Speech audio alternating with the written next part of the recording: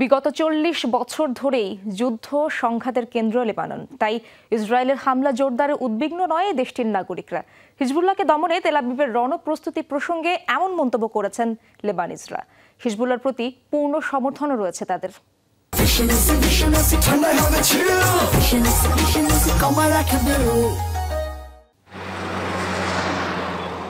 গত ১১ মাস ধরে পাল্টাপাল্টি হামলা চলছে হিজবুল্লাহ ও ইসরায়েলের মধ্যে।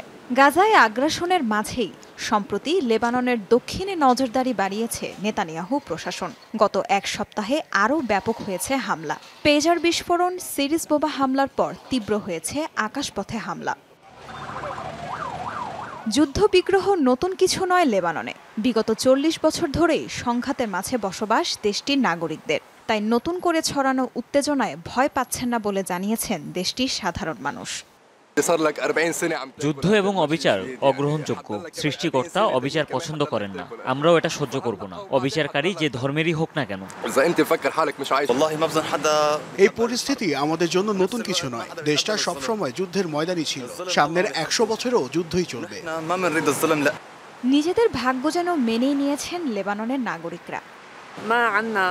আমরা যুদ্ধ চাই না, এই পরিস্থিতি কাম্য নয়, কিন্তু দিন শেষে কিছু বলার সুযোগও নেই আমাদের। বর্তমান পরিস্থিতি বর্ণনার মতো ভাষা আমার জানা নেই।